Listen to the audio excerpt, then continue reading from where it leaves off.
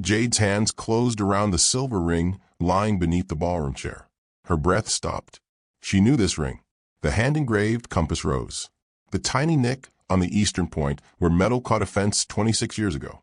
Her father's ring. The one, they said, disappeared after he died. The one she'd searched for through every box, every drawer, every corner of his life. And now it was here, in her hand, at a charity gala. She looked up, across the crystal-lit ballroom. Billionaire Donovan Hastings stood surrounded by Chicago's wealthiest. His right hand patted his jacket pocket, then his pants pocket. His face went pale. He was searching for something. Jade's pulse hammered in her ears. She looked down at the ring again, turned it over. Read the inscription inside. True North, RG 1952. Raymond Green, her father. This was impossible. Hastings couldn't have this ring. Unless he took it. Unless he knew. The ballroom sounds faded to white noise. Jade had 3 seconds to make a choice that would destroy everything she thought she knew. The ring burned in Jade's palm like a live coal. Her fingers curled around it, tight. This belonged to her. This was all she had left of Raymond Green. The man who worked 3 jobs so she could go to college. The man who died 7 years ago in what they called a workplace accident. The man whose belongings came back to her in a cardboard box with this ring missing. And now she knew where it went. To Donovan Hastings, billionaire, founder of Hastings Technologies. The man currently panicking 30 feet away because he lost something that was never his. Jade could walk out right now, drop her serving tray in the kitchen, take the ring home, put it on her dresser next to her father's photo. No one would know. No one would stop her. She was invisible here. That's what servers were in places like this. Ghosts in black vests carrying champagne. But her father's voice pushed into her head. Quiet, steady. The way it always sounded when he taught her things that mattered. Do the right thing, Jade. Even when it costs you. Especially when it costs you. That's what integrity means. That's what separates us. Her throat tightened. She remembered being 8 years old, sitting on the front steps of their apartment, a neighbor's wallet in her hands, $20 inside, more money than she'd ever held. Raymond had knelt down, looked her in the eyes. You could keep that. We could use it. But then what kind of person are you? What kind of person do you want to be? She'd returned the wallet. Jade stared at the ring now. Her hands shook. Hastings was moving through the crowd, asking people questions. His security team started scanning the floor. This was her moment. Keep what was stolen from her family, or do what her father taught her, even if it killed her. The ballroom came back into focus. Crystal chandeliers, designer gowns, laughter, wealth she'd never touch. And in the center of it all, a man who might know how her father really died. Jade unclenched her fist. The ring sat in her open palm. She took a breath. Her legs moved before her brain caught up. She walked toward Donovan Hastings. Each step felt like drowning, but she kept walking, because Raymond Green raised her to do the right thing, even when the right thing felt like the worst mistake of her life. Excuse me, sir. Jade's voice came out smaller than she wanted. Donovan Hastings turned. His eyes swept over her. Server uniform, black vest, white shirt, invisible. He started to turn away. I found something. Jade held out her hand. The ring sat in her palm. You dropped this. Hastings froze. His eyes locked on the ring. For half a second, something flashed across his face. Not relief. Fear. Raw animal fear. Then it vanished, replaced by a smooth smile that didn't reach his eyes. Oh. He plucked the ring from her hand. Fast. Like she might change her mind. Thank you. I didn't even realize. He slipped it onto his finger. Turned it once. Where did you find it?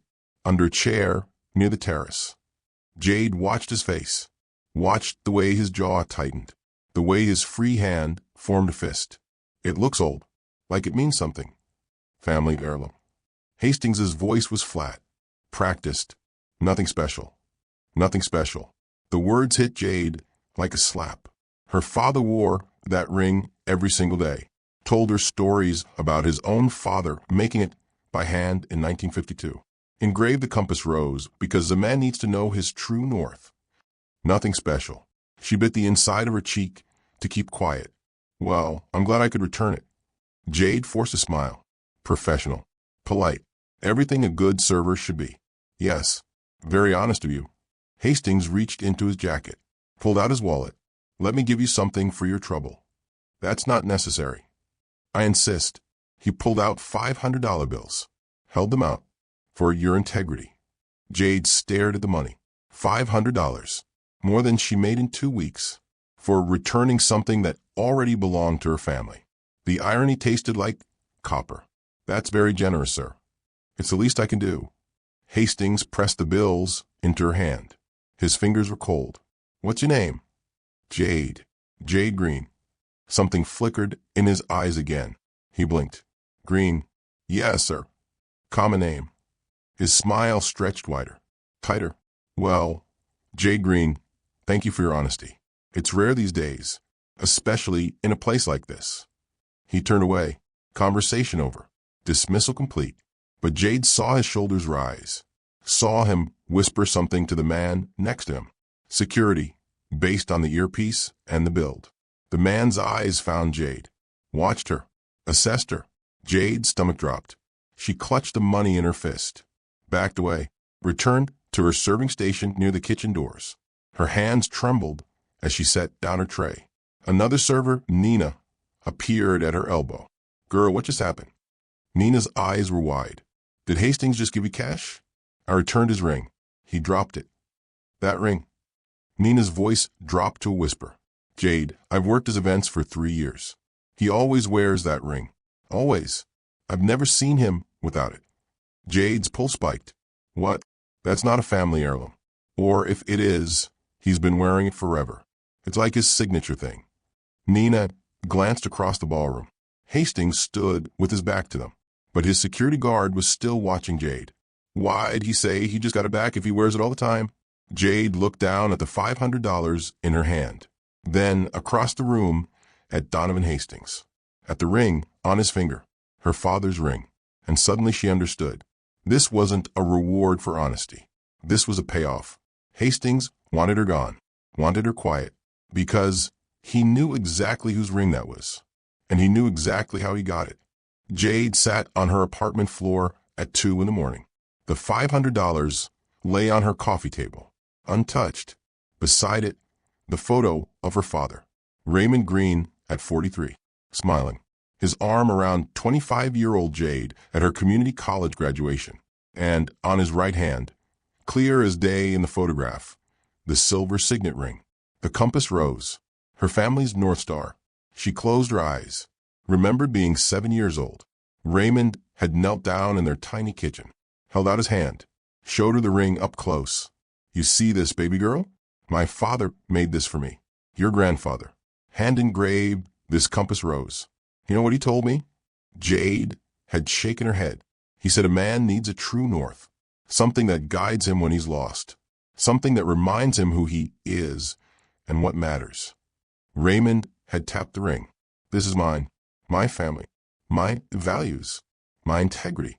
As long as I've got this, I know which way to go. Jade opened her eyes, stared at the photo. Her father never took that ring off. Not to shower, not to sleep, not to work. The only time it left his hand was when he died, when his body came back from a construction site, when they handed Jade a cardboard box with his wallet, his watch, his wedding band, but no signet ring. She'd asked about it. The site supervisor said he didn't know. Must have fallen off during the accident. Must have gotten lost. 7 years. Jade had spent 7 years thinking it was gone forever, buried in construction rubble, swept away, lost. But it wasn't lost. Donovan Hastings had it, wore it, for years, according to Nina, which meant he didn't find it. He took it. Before the accident or after, it didn't matter. He had no right to it. And the way he looked at her when she said her last name, Green, that wasn't surprise. That was recognition. He knew who Raymond Green was. Jade stood, walked to her window, looked out at Chicago's skyline. Somewhere in one of those towers, Donovan Hastings was sleeping in 1,000-thread count sheets, wearing her father's ring, living a life built on whatever he'd done to Raymond Green. Her grandmother's voice echoed in her memory, cryptic words from the funeral. Your daddy tried to make things right before he passed, baby. Tried so hard. That's what killed him. Jade pulled out her phone, typed into the search bar, Donovan Hastings, Raymond Green Construction. She pressed enter, and everything changed. What she found would lead her down a path that exposed not just one man's crimes, but an entire empire built on blood. If you want to see how far this goes, how deep this conspiracy runs, hit that subscribe button now. Because this story is about to get darker than you can imagine, and you won't want to miss a single twist. Jade walked into the Monarch Hotel 3 days later for her evening shift. The manager stopped her at the staff entrance. "We need to talk." His face was stone. "My office." Jade's stomach dropped. She followed him, closed the door behind her. "I'm letting you go." He didn't sit down, didn't offer her a seat. Effective immediately. "What? Why?" "We received complaints about your conduct at the Hastings Gala." He crossed his arms. "Apparently, you harassed Mr. Hastings about a piece of his jewelry, made accusations, created scene." "That's not true. I returned his ring. He thanked me. He gave me money." "And then you followed him, questioned him about where he got the ring, implied he stole it." The manager's voice was flat, final. "Mr. Hastings is a valued client. We can't have staff making wild accusations against our guests." Jade's hands shook. "I asked him one question. One. About whether it was really a family heirloom. That's one question too many." He opened the door. "Security will escort you out. Your final check will be mailed." She left through the service exit, face burning, heart pounding. Nina caught up with her in the parking lot. "Jade, wait." Nina grabbed her arm. "I just heard. This is garbage. He said I harassed Hastings." "You didn't harass anyone. I was there." Nina glanced back at the hotel, lowered her voice. "Look, I need to tell you something. That ring Hastings wears, I've worked his events for 3 years. He never takes it off, ever. It's like his thing. Everyone on staff knows it." Jade stopped walking. "What are you saying?" "I'm saying he didn't drop that ring by accident. And he definitely didn't just inherit it from family." Nina pulled out her phone, scrolled through photos. "Look, this is from a gala 2 years ago. You can see the ring clear as day. And this one from last spring. Same ring." Jade stared at the photos. Hastings in a tuxedo, the silver signet ring on his right hand, the compass rose visible in the close-up shots. Her father's ring. Hastings had been wearing it for years. "Why would he lie about it?" Nina asked. "Because he knows it's not his." Jade's voice came out hard, cold. "Because he knows exactly who it belonged to." Nina's eyes widened. "Your dad?" "Raymond Green. Died 7 years ago. That ring disappeared from his body after the accident." Jade looked at Nina.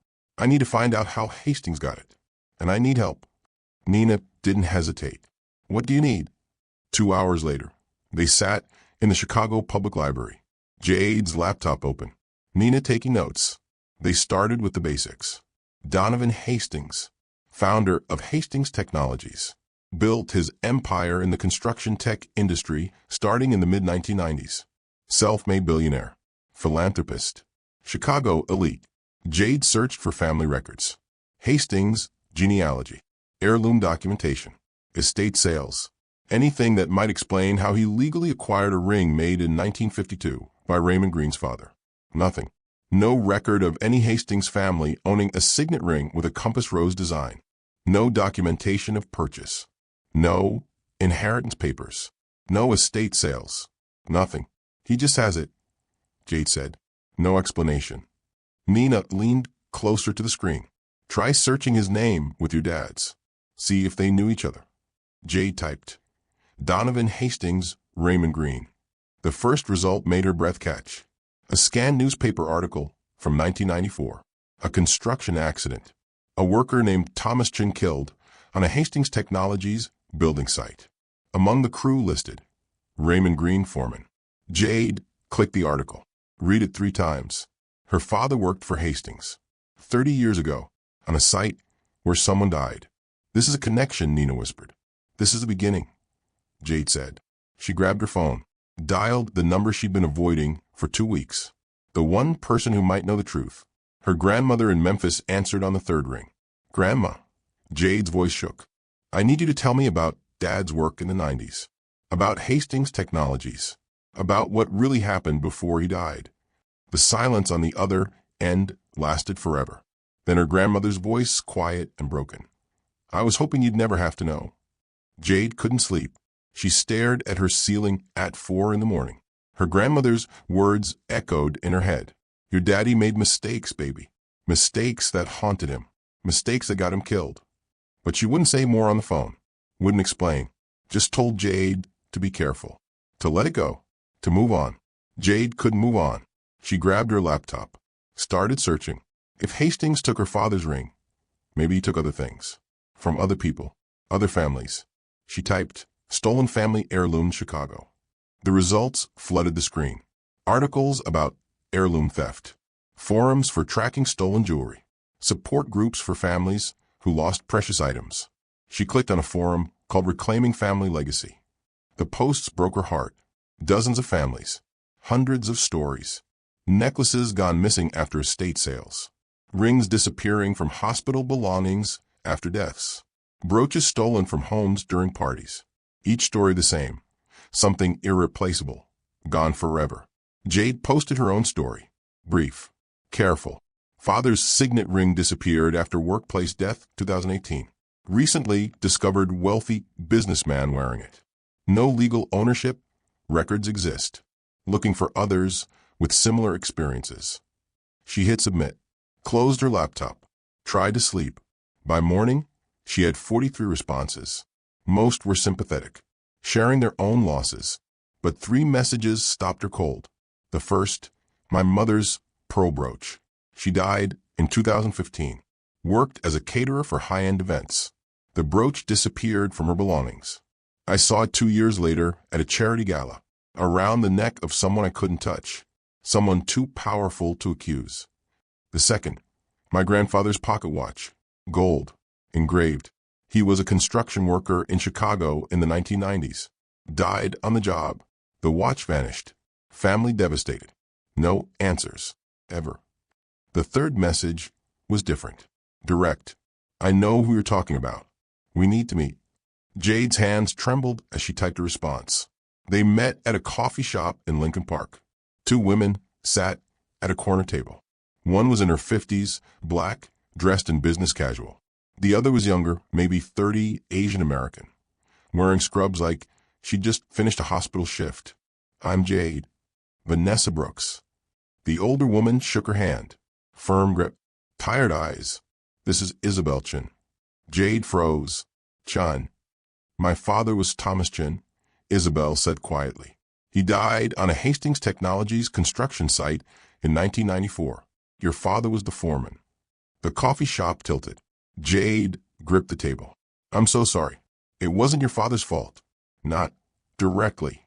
Isabel's voice was calm, controlled. Years of grief compressed into steady words. But he was there. He knew what happened. And he knew why it happened.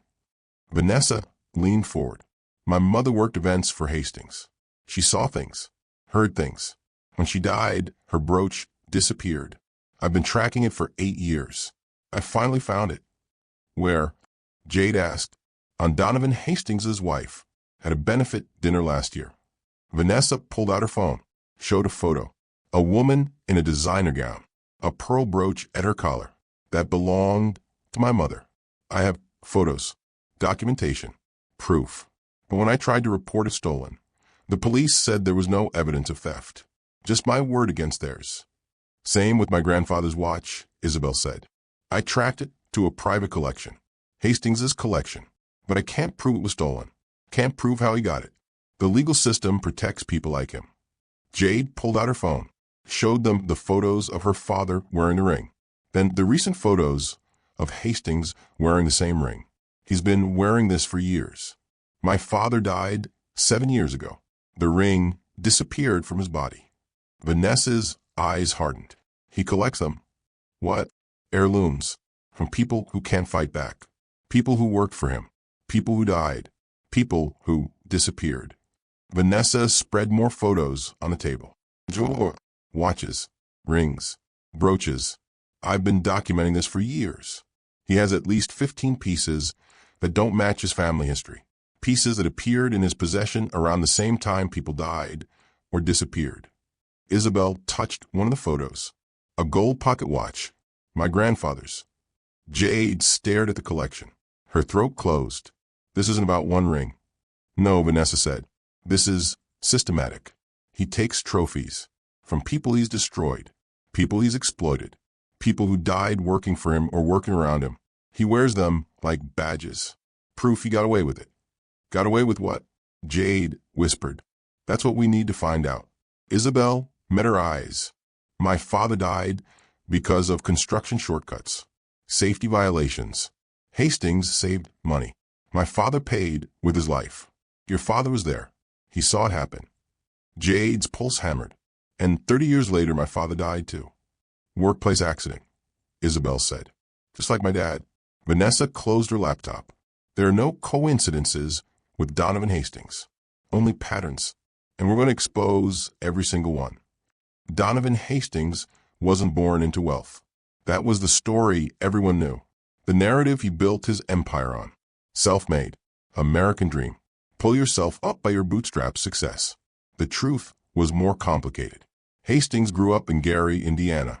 Steel town gone to rust. His father worked the mills until they closed. His mother cleaned houses. They lived in a 2-bedroom apartment with Donovan and his 3 siblings. Hand-me-down clothes. Free lunch programs. Shame that burned like acid. Donovan learned early that poverty wasn't just about having no money. It was about being invisible, being dismissed, being less than human in the eyes of people who had more. He swore he'd never be invisible again. At 19, he lied about his age and got work on a construction crew in Chicago.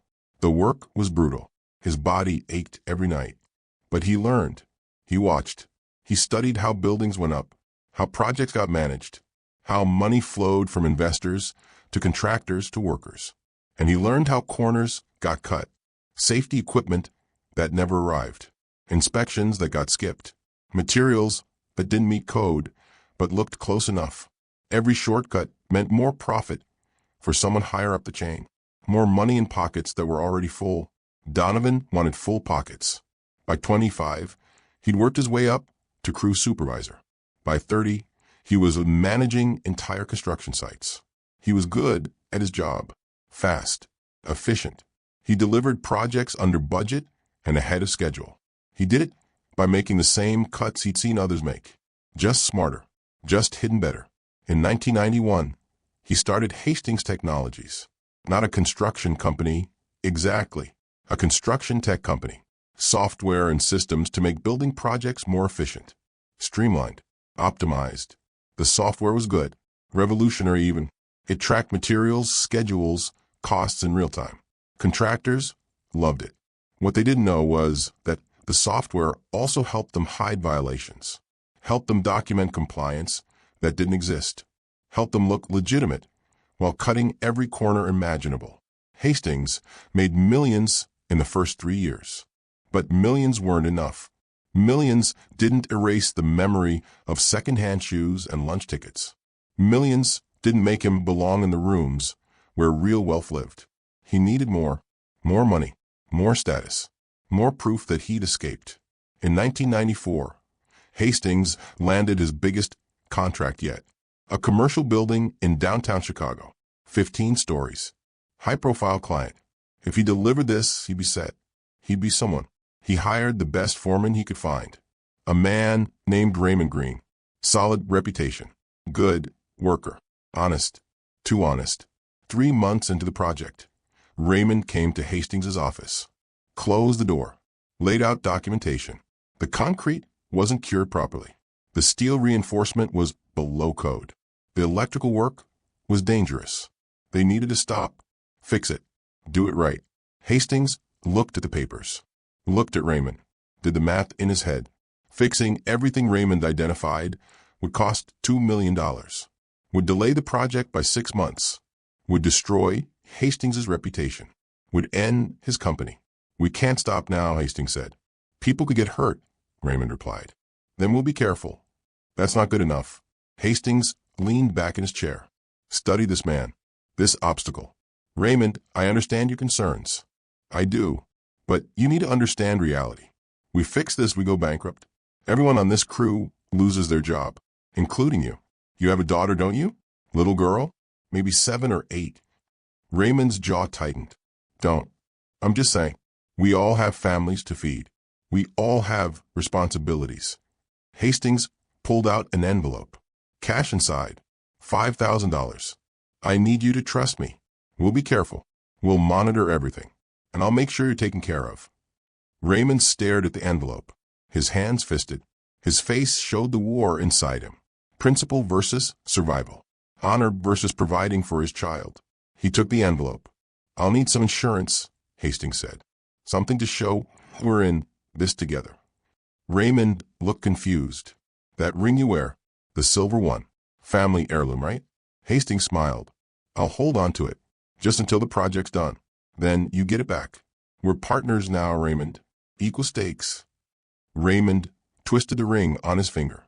The compass rose, his true north, the symbol of everything his father taught him about integrity. He took off, handed it to Hastings.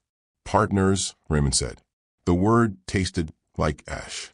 2 weeks later, a worker named Thomas Chun died on the site. Faulty electrical work. The kind Raymond had flagged. The kind that should have been fixed. Raymond tried to go to the authorities. Hastings reminded him about the envelope, about the ring, about being partners, about Raymond's daughter who needed her father not in prison for accepting bribes to ignore safety violations. Raymond stayed silent. The project finished. Hastings Technologies became a powerhouse. Hastings wore Raymond's ring, a reminder, a trophy, proof that even honest men could be bought, proof that Hastings had won. He wore it to every gala, every benefit, every black tie event where old money gathered. They complimented the ring, asked about its history.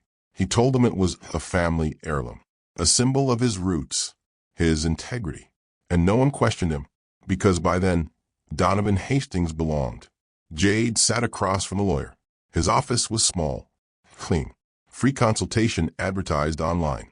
She brought everything. Photos, documentation, Nina's testimony, the forum posts, Vanessa and Isabel's evidence.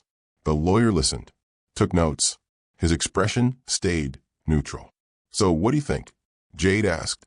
Can we prove he stole it? The lawyer set down his pen. Ms. Green, I'm going to be honest with you. This is a very difficult case. But I have proof.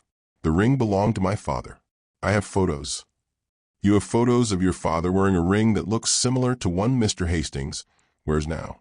That's not proof of theft. The lawyer folded his hands. You need to prove chain of custody, documentation of the ring's unique characteristics, expert testimony that it's the exact same ring. Even then, you'd have to prove Hastings didn't acquire it legally. How could he acquire it legally? It was my father's. Estate sales, pawn shops, private purchases. There are dozens of ways jewelry changes hands. The lawyer's voice was kind but firm. And here's the bigger problem. You returned this ring to Mr. Hastings yourself. You had possession of it. You gave it back to him voluntarily. Jade's stomach dropped. Because I was being honest. I understand. But legally you had an opportunity to claim it, and you didn't. You returned it. That complicates any argument that it's stolen property. So he gets to keep it? He gets to keep wearing my father's ring. Unless you can prove theft with physical evidence, chain of custody documentation, and overcome the fact that you voluntarily returned it to him. The lawyer trailed off. I'm sorry. I don't think any judge would take this case. Jade left the office, numb, furious. She called Vanessa. They won't help, she said. The lawyer says we can't prove anything. Then we go public, Vanessa replied. Media, social media. We tell our stories. Let people decide. They tried. Jade posted on social media, told the whole story. Her father, the ring, Hastings wearing it, the pattern of stolen heirlooms. Vanessa and Isabel added their stories. Photos, evidence, everything. The post got traction. A few hundred shares. Some local news outlets picked it up. A reporter called Jade for an interview. She thought this was it, the break they needed. The segment aired 3 days later. Jade watched it with Nina. Her heart sank with every second. The reporter framed it carefully. A local server claims she returned a lost ring to billionaire Donovan Hastings, only to later allege the ring was stolen from her deceased father. But questions remain about Ms. Green's motivations. They showed Jade's interview, edited, cut, made her sound uncertain, emotional, unstable. Then they showed Hastings's response, recorded at his office. Calm, composed, sympathetic. "I feel terrible for Ms. Green," Hastings said. His face showed concern, perfect concern. "She's clearly grieving her father. I understand that grief can make us see connections that aren't there. When she returned my family's ring at the gala, I was grateful. I rewarded her generosity with $500. I thought that was the end of it. But now she's making these accusations, and He shook his head, sad, disappointed. "I think she needs help. Professional help, not legal trouble." The reporter's voiceover continued. Hastings provided documentation of the ring's history in his family, including photographs of his grandfather wearing a similar ring in the 1960s. Jade stared at the screen. "That's fake. That has to be fake." "Doesn't matter," Nina said quietly. "People will believe him." She was right. The comments section exploded. Gold digger trying to exploit a generous man. She returned the ring, and now wants money? Scam artist. This is why rich people can't trust anyone. Jade's phone rang. The Monarch Hotel. Then another restaurant. Then a catering company. Every place she'd applied for work. "We're going in a different direction. Position has been filled. We don't think you're the right fit." Hastings's reach was everywhere. His influence absolute. He'd painted her as unstable, opportunistic, a liar exploiting a wealthy benefactor who'd shown her kindness. And Chicago believed him. Jade sat on her apartment floor, rent due in 2 weeks, savings draining, no job prospects. The reward check from Hastings still on her table, $500. She could cash it, pay some bills, survive another month. But cashing it felt like surrender, felt like accepting his narrative, that she was just a poor server grateful for a rich man's generosity. She ripped the check in half. Her phone buzzed. Unknown number. She almost didn't answer. "Ms. Green?" A woman's voice. Nervous. "My name is Patricia Moore. I used to work for Hastings Technologies. I saw your story on the news, and I need to tell you something about your father, about what really happened in 1994, and why Donovan Hastings had him killed in 2018. Jade's breath stopped. "I'm listening." They met in a parking garage in Oak Park. Patricia Moore was in her early 60s, gray hair pulled back, hands that wouldn't stop shaking. She kept looking over her shoulder. "I shouldn't be here," Patricia said. "If he finds out I talked to you." "He won't," Jade promised. "I won't use your name. I just need to know the truth." Patricia pulled a folder from her bag. Old, worn. "I was Hastings's assistant from 1993 to 1998. I saw everything. I filed everything, including things I shouldn't have seen." She opened the folder. Documents inside. Memos, emails, financial records. That building project in 1994. The one where Thomas Chin died. It was built on shortcuts. Dangerous shortcuts. Your father knew. He tried to stop it. Patricia pulled out a memo. Jade's father's handwriting. Raymond sent this to Hastings 3 weeks before Chin died. Listed every violation, every risk, begged him to fix it. Jade's vision blurred. Her father's words on paper. Proof he tried. Hastings ignored it. Worse, he bought your father's silence. Cash payment. $5,000. I processed it. Patricia's voice cracked. "And he took your father's ring as insurance, as collateral. I saw it happen. I was in the room. My father took a bribe." Jade's voice came out hollow. "Your father was desperate. Hastings threatened his job, threatened to blacklist him. You were 7 years old. Raymond was trying to provide for you." Patricia met her eyes. He wasn't a bad man. He was a trapped man. Jade closed her eyes, breathed through the pain. "What happened after Chin died? Your father wanted to go to the authorities, wanted to tell the truth. But Hastings had leverage. The bribe. The memo Raymond sent, but didn't follow up on officially. The ring is physical proof they were partners." Patricia pulled out more documents. Raymond stayed quiet during the investigation. The death was ruled accidental. Hastings paid off Chen's family, and your father lived with the guilt for 24 years. Until he couldn't anymore, Jade whispered. Patricia nodded.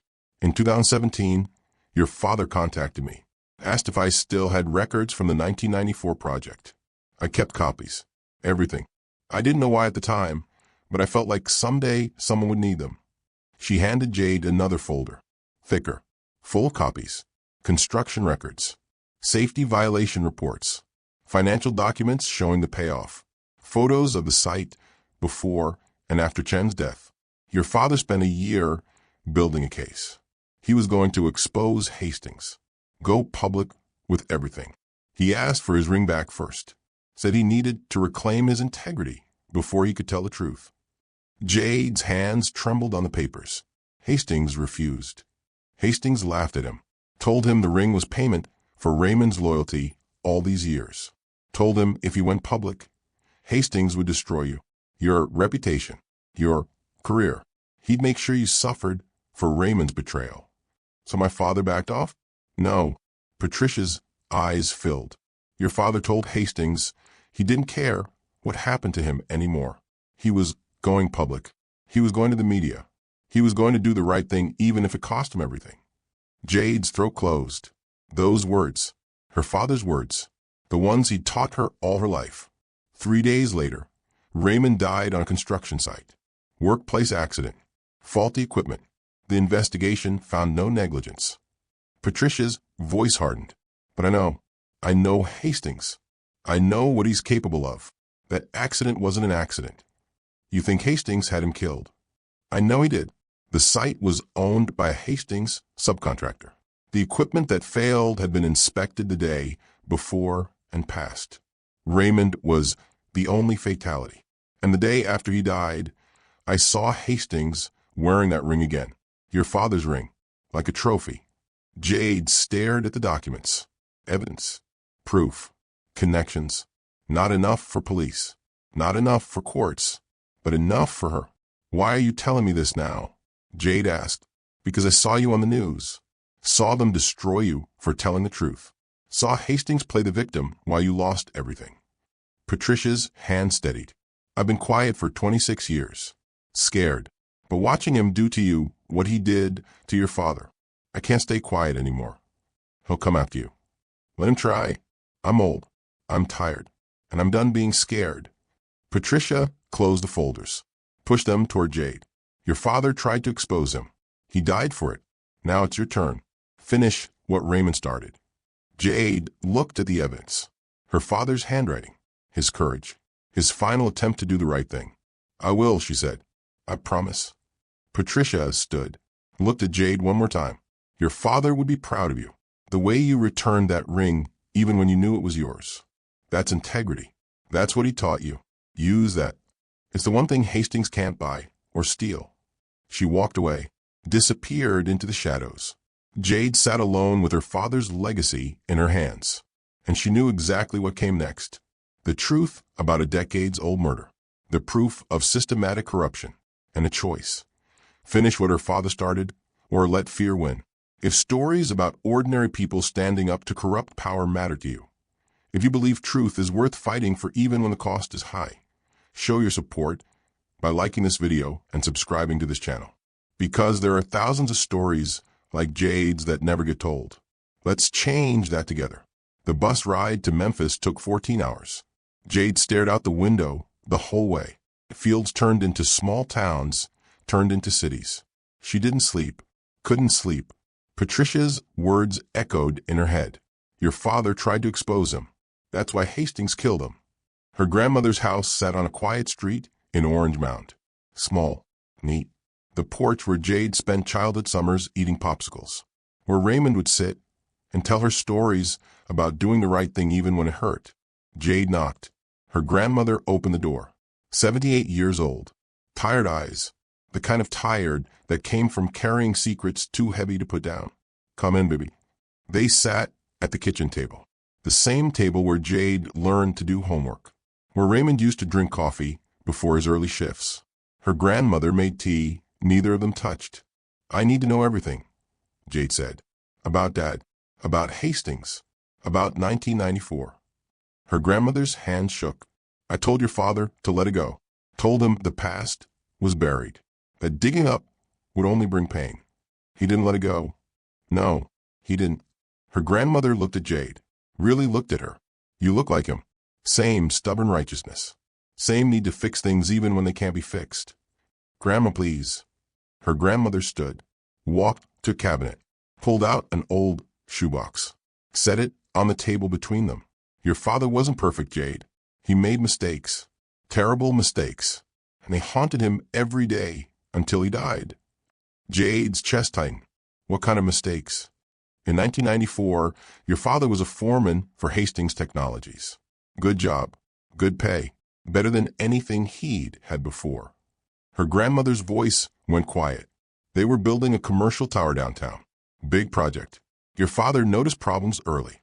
Safety violations, shortcuts, dangerous shortcuts. He reported them. He tried. Went to Hastings directly. Laid out everything that was wrong. Her grandmother opened the shoebox. Papers inside. Old photographs. Hastings offered him money to stay quiet. $5,000. More money than we'd ever seen. And your father, he had a 7-year-old daughter who needed food and clothes and a future. Jade's stomach dropped. He took it. He took it. And he gave Hastings that ring as collateral, as proof they were partners in the silence. Her grandmother pulled out a photograph. Raymond and Hastings shaking hands. Raymond's hand bare. No ring. Your father thought he was protecting you, protecting our family. But 2 weeks later, a worker died on that site. A man named Thomas Chin, Isabel's father. The connection clicked into place like a punch to the gut. The safety violations Dad reported caused the death. Electrical work that wasn't up to code. Chin was electrocuted. Her grandmother's voice cracked.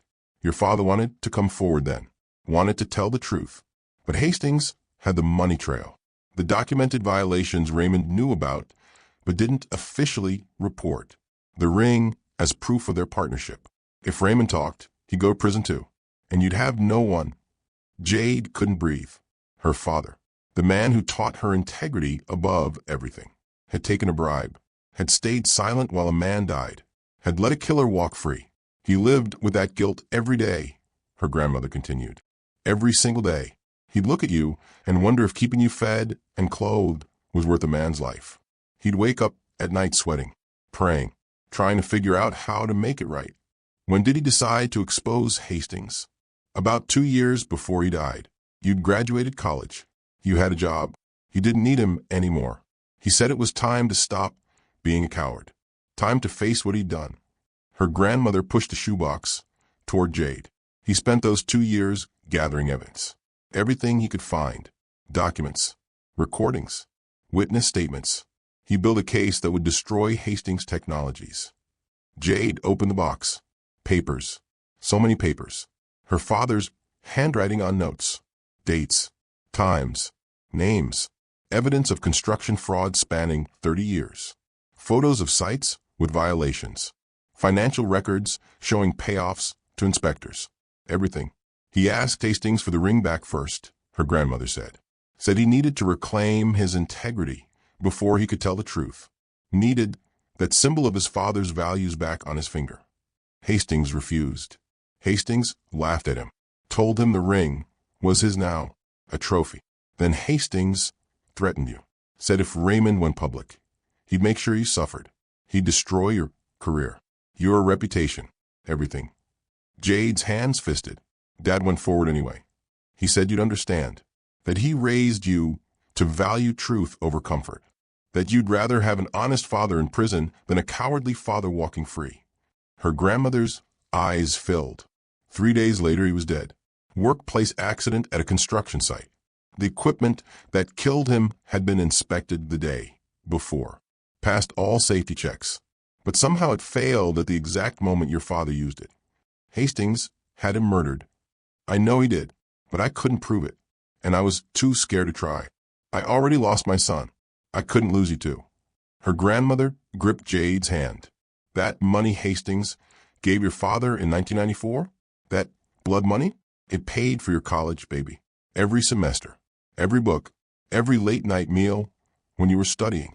You're sitting here because a man named Thomas Chin died, and your father took money to stay quiet about it.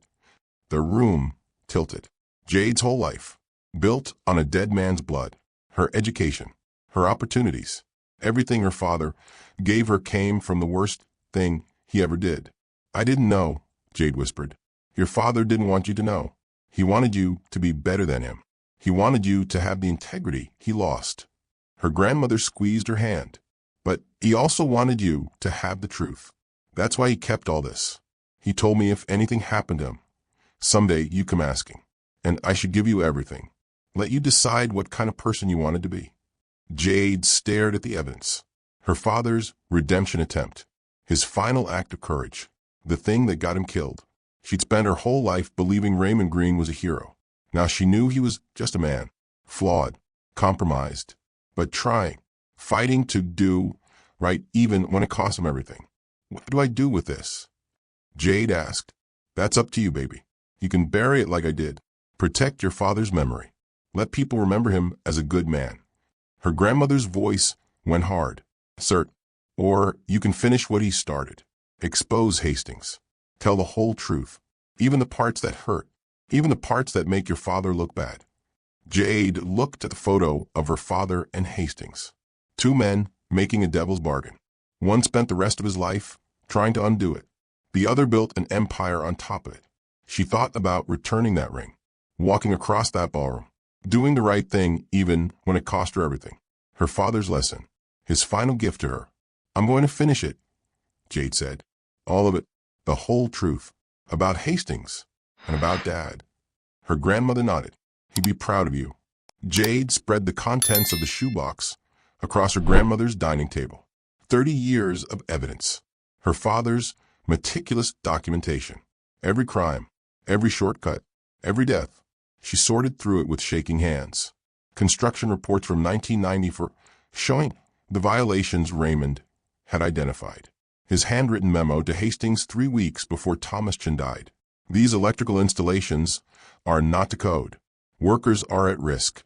We need to stop work immediately and fix this properly. Hastings' response scrawled at the bottom. Continue as planned. We'll address concerns after inspection. The inspection never happened. Chin died first. Financial records showing the $5,000 payment to Raymond, listed as consulting fee. Her father's signature on the receipt. Proof he took the money. Proof he was complicit. But then more records. Dated 2016 to 2018. Raymond's investigation into Hastings. Phone logs. Meeting notes. Recordings. Grandma, did you know Dad recorded conversations with Hastings? Her grandmother nodded. He wore a wire the last 3 times they met. Wanted proof. Wanted Hastings in his own words, admitting what he'd done. Jade found the recordings. 3 small cassette tapes. Labeled in her father's handwriting. She pulled out her laptop. Found an adapter. Plugged it in. Her father's voice filled the room. She hadn't heard it in 7 years. Tears blurred her vision.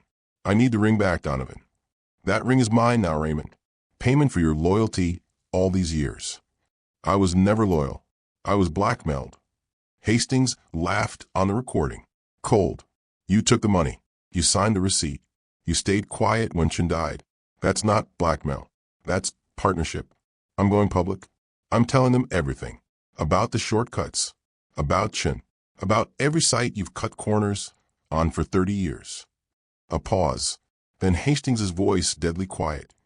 You do that and I destroy your daughter. That pretty college graduate working her way up. I'll make sure she never works in the city again. I'll make sure everyone knows her education was paid for with blood money. I'll make her suffer for your sins. Jade would understand. I raised her better than I lived. Then you're a fool. The recording ended. Jade's hand shook. She played the next one. Her father pushing harder. Laying out his evidence. Demanding Hastings face justice. Hastings getting angrier. More threatening. By the 3rd recording, Hastings' mask had completely fallen. You're not going to do anything, Raymond. Because you're weak. You've always been weak. That's why I own you. That's why I'll always own you. You don't own me anymore. I'm taking back my integrity. I'm doing the right thing. Then you'll die doing it. Silence. long and terrible. Is that a threat? Raymond's voice steady. Brave. It's a fact. People who cross me don't survive. Action. Hastings laughed. Oh wait, you can't. The recording clicked off. Jade stared at the laptop. Hastings had just admitted ordering Chen's death, had just threatened her father's life. 3 days later, Raymond was dead. This is murder, Jade whispered. This is evidence of murder. It's evidence Raymond obtained without Hastings's knowledge, her grandmother said quietly. Depending on the state, it might not be admissible in court. That's what the lawyer told your father when he asked. But it's still proof. Proof Hastings will fight with everything he has. Proof that also shows your father's guilt. Her grandmother met Jade's eyes. If you use this, everyone will know what Raymond did. The bribe, the silence, his role in Chen's death. You'll destroy Hastings, but you'll destroy your father's reputation too. Jade looked through the rest of the evidence. Photos of construction sites with dangerous violations. Documents showing Hastings paid off inspectors across 3 decades. Financial records linking 43 worker deaths to Hastings Technologies projects. A pattern of systematic murder for profit. And her father had helped start it. But he'd also tried to stop it. Tried to expose it. Died trying. Truth is truth, Jade said. Dad taught me that. Even when it hurts. Especially when it hurts. She gathered the evidence. All of it. The good and the bad. Her father's crimes and his redemption attempt. Hastings's empire of corruption. I'm taking this back to Chicago, Jade said. And I'm using every single piece. Her grandmother stood, walked to her bedroom, came back with one more thing. A letter, sealed. Jade's name on the envelope in Raymond's handwriting. He wrote this 2 days before he died. Made me promise to give it to you if you ever came looking for the truth. Jade's hands trembled as she opened it.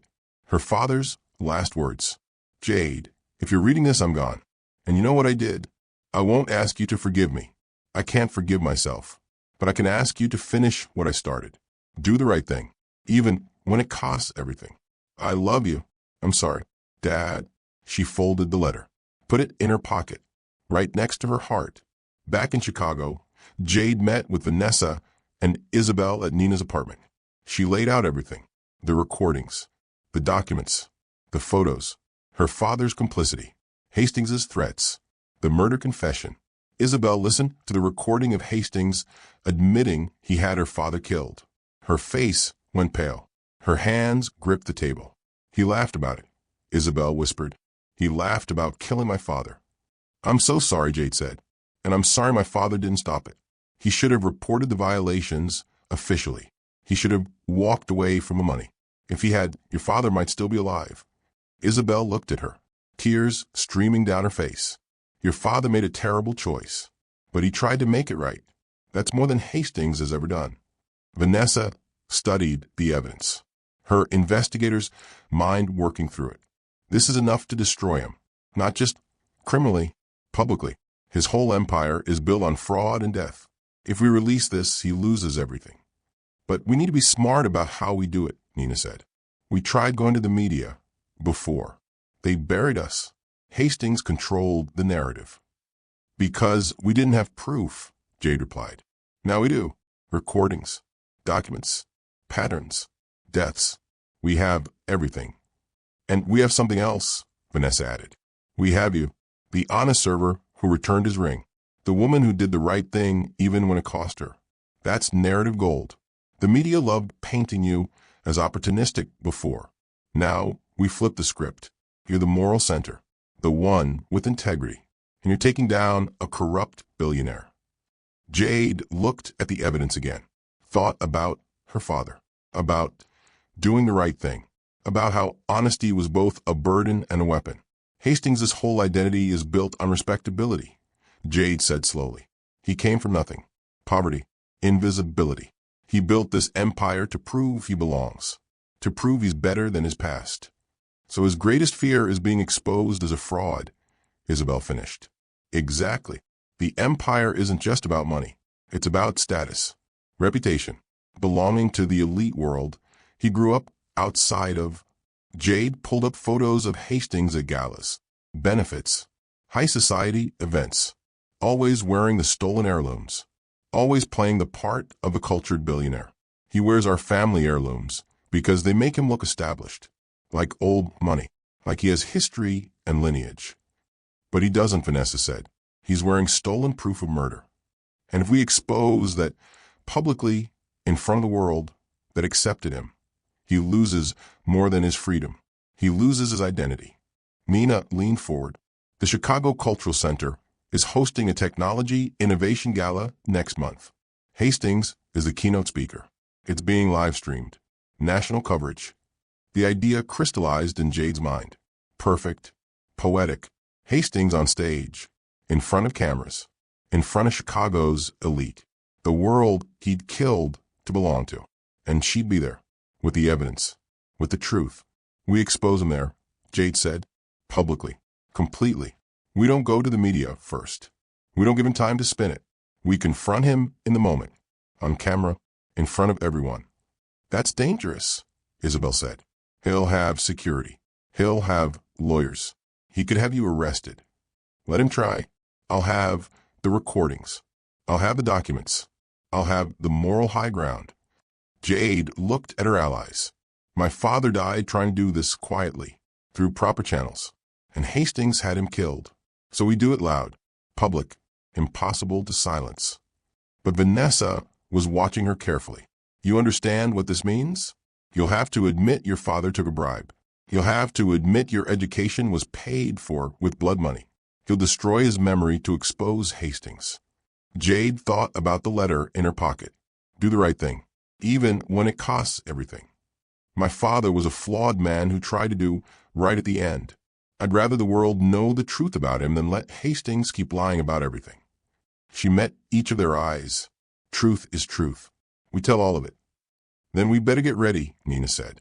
We've got 3 weeks to plan this perfectly. They worked 18-hour days. Jade, Vanessa, Isabel, and Nina, turning Jade's apartment into a war room. Evidence organized. Timeline constructed. Strategy mapped. Vanessa handled media contacts, reaching out to investigative journalists who'd listen, preparing them for the story, making sure cameras would be there, making sure this couldn't be buried. Isabel coordinated with other families. The 43 worker deaths tied to Hastings projects. She found relatives, survivors, built a coalition of voices ready to speak truth. Nina worked the inside angle. She still had contacts at event companies. She got Jade credentials as catering staff for the gala, access to the venue, proximity to Hastings. Jade prepared the evidence, backed up the recordings, made copies of documents, stored everything in cloud drives, and with trusted lawyers. If anything happened to her, the truth would still come out. 3 days before the gala, they met one final time.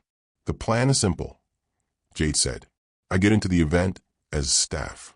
During Hastings' keynote speech, I approach the stage. I present the evidence publicly. I play the recordings.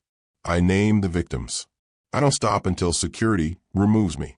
But by then it's on live stream. It's recorded. It's out. And we'll be in the audience, Vanessa added. Filming, documenting. If they try to shut you down, we make noise.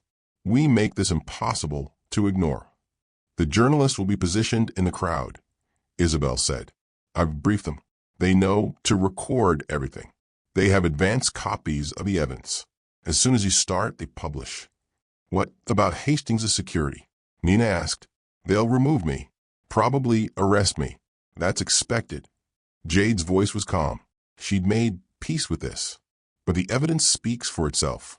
Once it's public, I'm protected. Hastings can't silence me without proving he has something to hide. He could still hurt you, Isabel said quietly. Legally, financially, maybe physically. He killed my father. I'm not afraid of him anymore. Jade looked at the evidence spread across her table. 43 deaths. 30 years of corruption. Her father's final act of courage. Besides, I've got something he doesn't. What's that? The truth, and a ring I gave back. Jade smiled, bitter, determined. I returned what he lost. I did the honest thing, the moral thing. He can't claim I'm opportunistic now. He can't paint me as someone trying to exploit him. I had possession of that ring and I gave it back. That's integrity you can't buy or fake. Vanessa nodded slowly. You're weaponizing your honesty. I'm using the one thing my father taught me. Do the right thing, even when it costs everything. Jade stood, looked at each of them. My father tried to expose Hastings quietly. It got him killed. So we're doing this loud, public, undeniable. We're telling the whole truth. About Hastings, about my father, about everyone. No lies, no protection, just truth. Isabel reached across the table, took Jade's hand. My father would want me to forgive yours. My father would want me to tell the truth about him. Nina raised her coffee cup to truth, however ugly. They all raised their cups, a toast to honesty, to justice, to finishing what Raymond Green started. 3 days until the gala. 3 days until everything changed. Jade was ready. The Chicago Cultural Center's grand ballroom glowed with crystal light. Technology innovators, city officials, wealthy donors. 300 people gathered for the Innovation Forward Gala. Donovan Hastings was the keynote speaker. The screens at the front displayed his face, his empire, his success story. Self-made billionaire, philanthropist, Chicago's pride. Jade walked through the service entrance. She wore the catering uniform Nina had secured for her. Black vest, white shirt, invisible again. Just another server moving through rooms full of wealth. But tonight, that invisibility was armor. She carried a tray of champagne glasses with one hand. Her other hand touched the small recording device in her pocket. Patricia's voice had walked her through using it. Simple. Just press play when the moment came. The recordings of her father and Hastings would fill the ballroom through the venue sound system. Nina had helped her access the audio controls earlier that day. You ready? Nina's voice came through the small earpiece Jade wore. Ready, Jade whispered, across the ballroom. Vanessa sat in the third row, dressed elegantly, a camera hidden in her purse, recording everything. Isabel sat 2 rows behind her. Other families scattered throughout the crowd. Witnesses, allies, people whose lives Hastings had destroyed. In the back corner, 3 investigative journalists waited, laptops open, ready to publish. They'd seen the advance evidence, verified it, prepared their stories. The moment Jade started, they'd release everything. Simultaneous publication. Impossible to contain. Legal observers stood near the exits. Pro bono lawyers from workers' rights organizations, ready to step in if Hastings tried to have Jade arrested, ready to cite the evidence, ready to protect her. The trap was set, every piece in place. Now they just needed Hastings to walk into it. The lights dimmed. A spotlight hit the stage. The MC's voice boomed through speakers. Ladies and gentlemen, please welcome our keynote speaker, founder and CEO of Hastings Technologies, a true Chicago success story, Donovan Hastings. Applause filled the room. Hastings walked onto the stage, designer tuxedo, perfect smile, and on his right hand, the silver signet ring, Raymond Green's ring. The compass rose visible even from across the ballroom. He wore it like he owned it, like he'd always owned it, a trophy of his victory over an honest man. Jade's hands tightened on the tray. Her pulse hammered. This was it. Hastings began his speech. The usual story. Poverty to success. Hard work and innovation. The American dream realized through dedication and integrity. The crowd hung on every word. They loved him, believed in him, saw him as proof that anyone could make it. I grew up with nothing, Hastings said, his voice warm, persuasive. I understand what it means to be invisible, to be dismissed, to be told you don't matter. But I refuse to accept that narrative. I built this company with these hands. He held up his right hand. The ring caught the light, sparkled. This ring was my grandfather's, passed down to me, a reminder of where I came from, of the values that guide me, integrity, honesty, hard work. He touched the ring, reverent.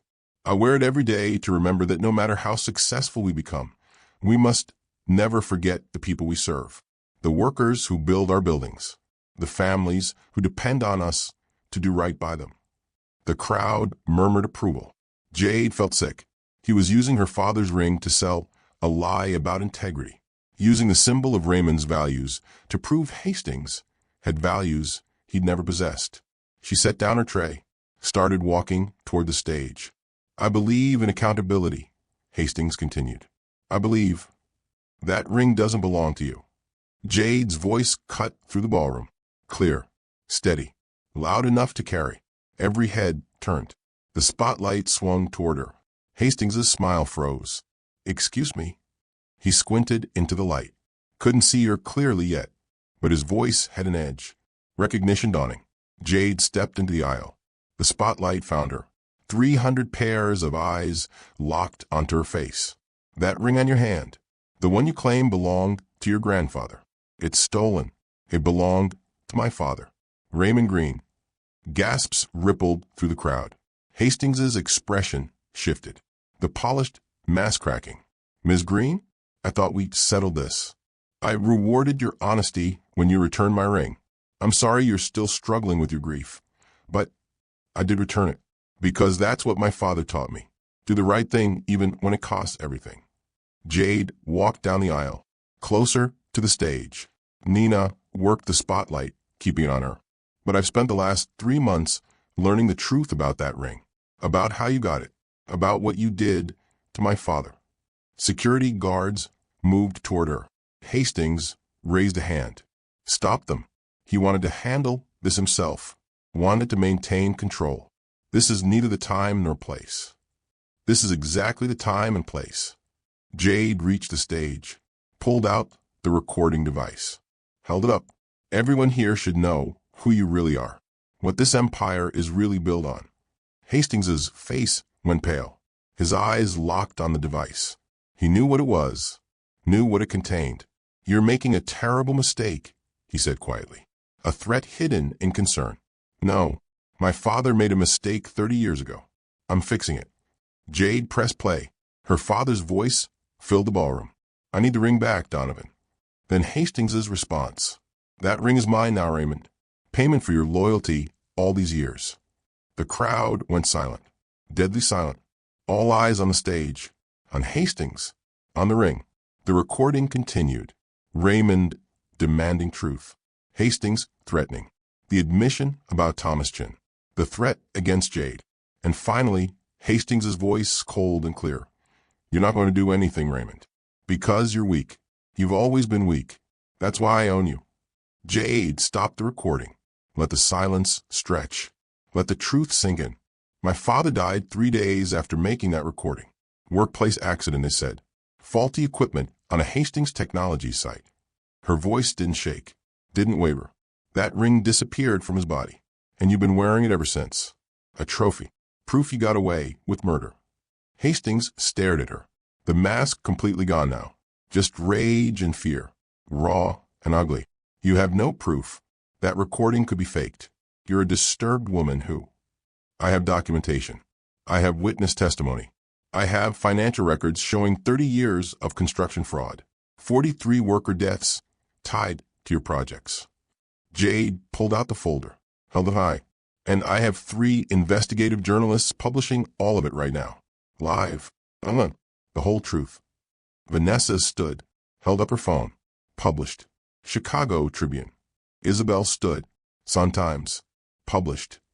Another journalist in the back. Associated Press. It's out. Phones buzzed throughout the ballroom. People checking, reading, seeing the evidence. The pattern.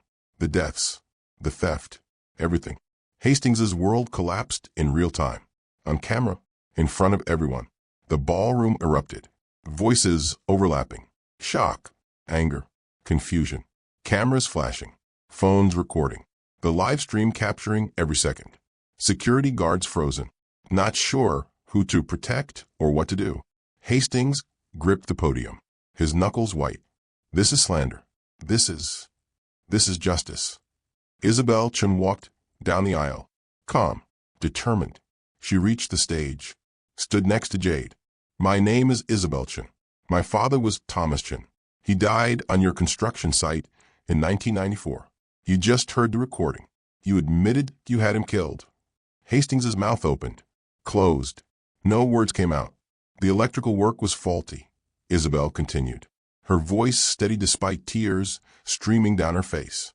You knew about the violations. Raymond Green reported them. You paid him to stay quiet. My father died because you wanted to save money, and then you laughed about it. Vanessa joined them on stage. My mother worked your events. Her pearl brooch disappeared when she died. I've seen your wife wearing it. I have photographs. More people stood. Families.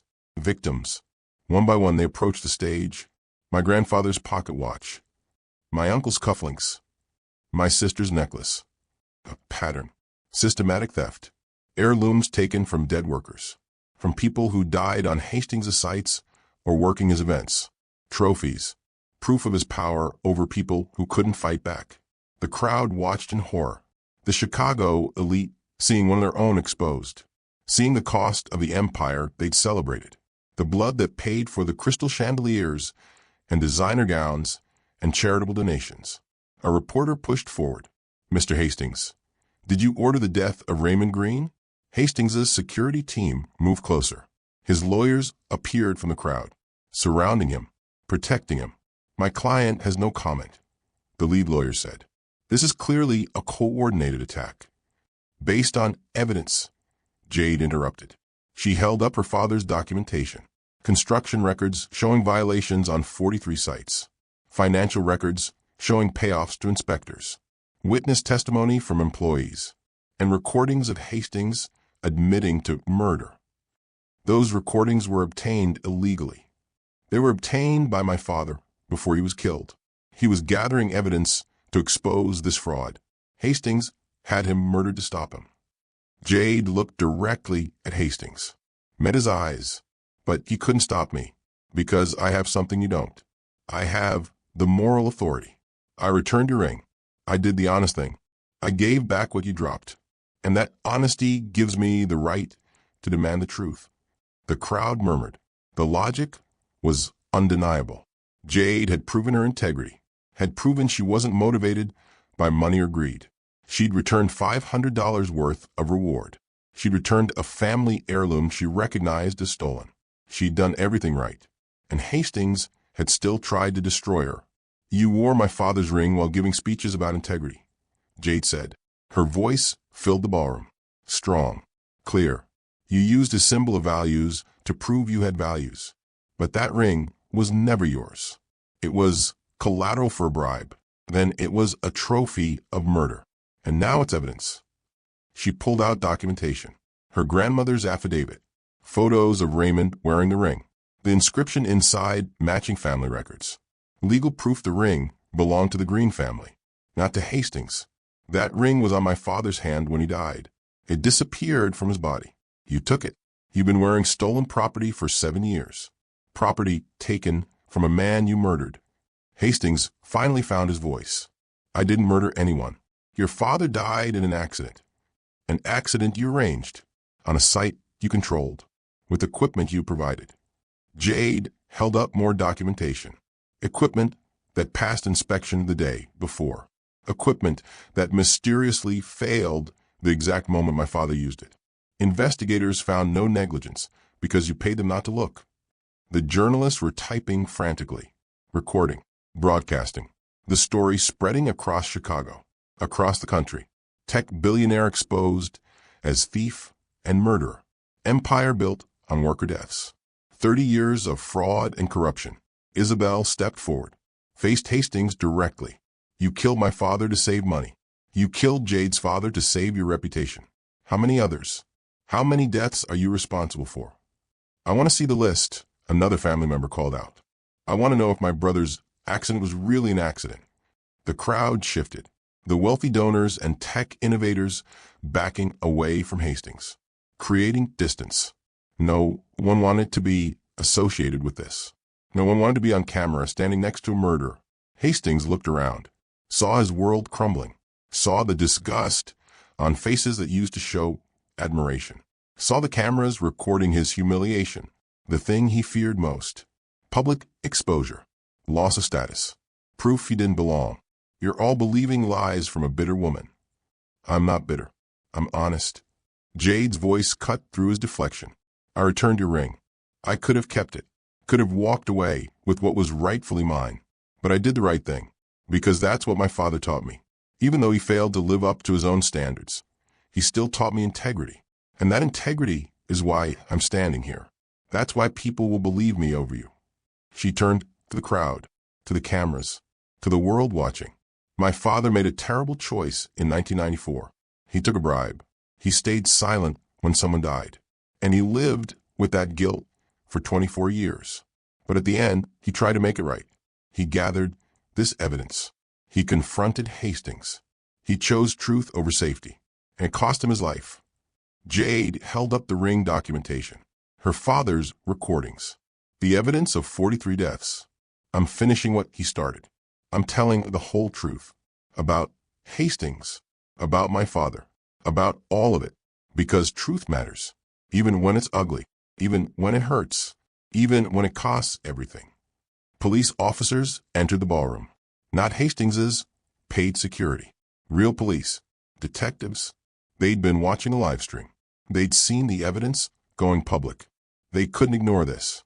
Mr. Hastings, we need you to come with us.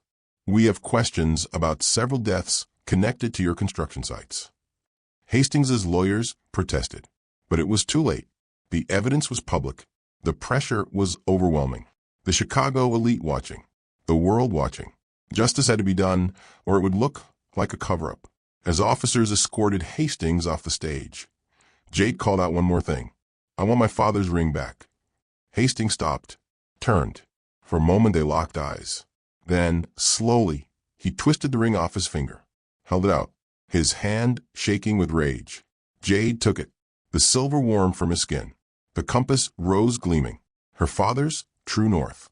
Finally coming home, the ballroom emptied slowly, people filing out in shock. Conversations hushed. The gala over. The celebration turned into a crime scene. Journalists surrounded Jade. Questions firing rapid fire. Ms. Green, are you saying your father was complicit in the 1994 death? Jade took a breath, held the ring tight. This was the moment, the choice. Protect her father's memory or tell the whole truth. Yes, my father took a bribe. $5,000 to stay quiet about safety violations. He knew the risks. He knew someone could get hurt. And he stayed silent because he had a daughter to feed. Me. Her voice didn't shake. That money paid for my childhood. Paid for my education. My father's worst decision gave me my best opportunities. The cameras captured it all. Her honesty. Her pain. Her refusal to lie. But my father couldn't live with what he'd done. Jade continued. The guilt destroyed him. For 24 years, he carried the weight of Thomas Chen's death. And finally, he decided to make it right. He spent 2 years gathering evidence. He confronted Hastings. He demanded justice. And Hastings had him killed for it. Isabel stepped beside her, put a hand on her shoulder. Your father made a terrible choice. So did mine. My father went to work that day knowing the site wasn't safe. He needed the money. He took the risk. And it killed him. Our fathers weren't perfect, but they were human, and Hastings exploited that humanity. The real crime isn't that people make mistakes, Vanessa added.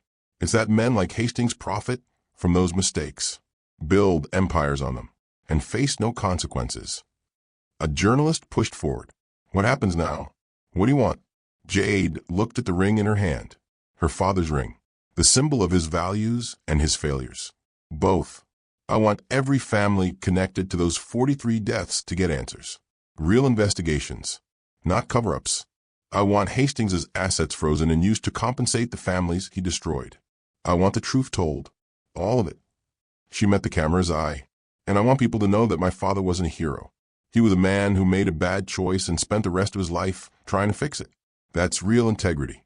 Not perfection, but the courage to face your mistakes and make them right. Even though it cost him his life, especially because it cost him his life. He taught me to do the right thing even when it costs everything. He finally lived up to his own lesson. Jade's throat tightened. I'm just finishing what he started. Over the next hour, police collected evidence, confiscated Hastings' collection of stolen heirlooms. 23 pieces, watches, rings, brooches, necklaces, each one with a story, a family, a death. Isabel found her grandfather's pocket watch. Vanessa found her mother's brooch. Other families identified pieces they thought were lost forever. Proof. Undeniable proof. Hastings had been wearing his crimes, displaying his murders, and Chicago's elite had celebrated him for it. As the families reclaimed their heirlooms, Jade stood with Nina, exhausted, drained, but something like peace settling in her chest. "You did it," Nina said quietly. "You exposed him. We did it." Jade looked at the people around her. Isabel, Vanessa, the families, the journalists, all of us. What now? Jade looked at the ring in her hand. The compass rose. True north. Her father's final gift. Now we make sure this never happened again. 3 months later, Jade sat in a courthouse. The trial had been fast-tracked. Public pressure, media attention, too big to delay. She wore a simple dress, her father's ring on a chain around her neck. She couldn't wear it on her hand. It was too big, but she kept it close. Always. The prosecutor called her to the stand. She'd done this twice already. Testimony about the recordings, about the evidence, about her father's investigation. Each time she told the whole truth, the good and the bad. Raymond's bribe, his guilt, his final courage. "Ms. Green, why did you return the ring when you first found it?" "My father taught me to do the right thing even when it costs everything. Returning something that didn't belong to me was the right thing, even though I recognized it as his." "And knowing what you know now, would you still return it?" Jade looked at the defense table, at Hastings in his expensive suit, diminished, smaller somehow without his empire, without his status, just a man facing justice.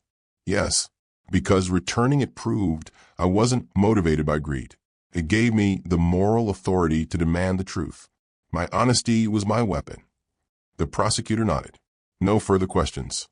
The defense tried to discredit her, painted her as bitter, vengeful, but the evidence spoke louder than their arguments. The recordings, the documents, the 43 deaths, the pattern, everything. After 2 weeks, the jury deliberated for 6 hours, came back with a verdict. Guilty. Multiple counts of fraud, conspiracy, criminally negligent homicide. The judge set sentencing for the following month. Hastings faced 30 years minimum. Outside the courthouse, Jade met with Isabel and Vanessa. A workers' compensation fund had been established using Hastings's frozen assets. Every family connected to the 43 deaths would receive payment. Not enough to replace lost loved ones, but acknowledgement, recognition, justice. "My mom would be proud," Vanessa said. "She always said the truth comes out eventually." "My dad used to say that too," Isabel replied. She looked at Jade. "Our fathers knew each other, worked together, made mistakes together. But in the end, your father tried to make it right. That matters." Jade's grandmother had flown in for the verdict. She hugged Jade tight on the courthouse steps. "Raymond would be so proud of you, baby. So proud. Even though I told everyone about the bribe, about what he did, especially because of that. You didn't protect him with lies. You honored him with truth." Her grandmother touched the ring hanging around Jade's neck. "That's what true north means. Following your moral compass even when it's hard." Job offers had come in. Workers, rights organizations, advocacy groups. They wanted Jade's voice, her story, her moral authority. She'd accepted a position with a labor rights nonprofit, investigating workplace safety, holding corporations accountable, finishing her father's work in a new way. Nina had stayed by her side through everything. So had Patricia, the woman who'd risked everything to come forward. Hastings had tried to intimidate her, threatened lawsuits, but she'd stood firm, testified, helped build the case. "What are you going to do with the ring?" Nina asked as they walked away from the courthouse. Jade touched it through her shirt, felt its weight. "It's history. I have an idea. Something Dad would approve of." The Chicago Workers' Rights Museum was small, tucked into a building in Pilsen, the neighborhood where Jade grew up, where her father worked, where working people lived and struggled and survived. The curator met her at the door. "Ms. Green, we're honored." Jade pulled the ring from around her neck, held it one last time. The compass rose. The inscription, "True North, RG 1952. Her grandfather's hands had made this. Her father had worn it.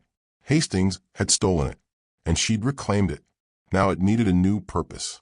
The display case sat in the center of the museum's main room. Soft lighting, clean glass. Inside, her father's ring rested on black velvet next to the evidence files he'd compiled. Documents showing Hastings' crimes. Photos of the construction sites. Names of the 43 workers who died. A placard told the story.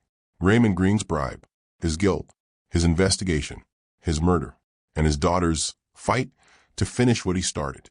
We want this to be a reminder, the curator said, that ordinary people can fight back, that corporations aren't untouchable, that truth matters. Jade stared at the ring behind glass.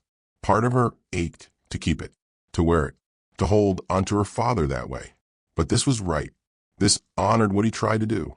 This made his failure and his redemption both meaningful.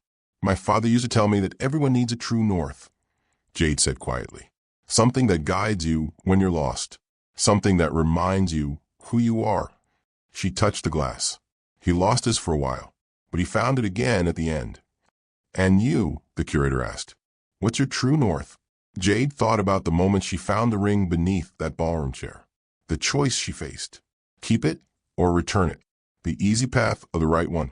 Truth. Even when it's ugly. Even when it hurts. Even when it costs everything. She walked through the museum one more time. Looked at the exhibits. Stories of workers who fought for rights. People who stood up to power. Ordinary people doing extraordinary things because it was right. Her father belonged here, not as a hero, but as a human being who made mistakes and tried to fix them. That was real. That was honest. That was worth remembering. Outside, the sun was setting over Chicago, the city her father loved, the city that had given him opportunities and taken his life, the city where she'd continue his work in her own way. Jade pulled out her phone, opened the camera, looked into the lens. My father taught me that doing the right thing isn't easy. It costs. Sometimes it costs everything. But it's the only way to live with yourself. The only way to find your true north. She paused. If this story meant something to you, if it made you think about truth and integrity and the courage it takes to stand up to power, then subscribe. Because there are more stories like this. Stories about ordinary people choosing right over easy. Stories about finding your compass when the world wants you lost. Stories that matter. She ended the recording, sent it to her editor. The final piece of her father's story. The last chapter. The one that honored both his failure and his courage. The truth. Complete and complicated and real. Jade walked home through streets that felt different now. Lighter. Free. She'd carried her father's secret and his quest for so long. Now both were at rest. In a museum. In the public record. In the memories of people who'd learned from his mistakes and his redemption. True north.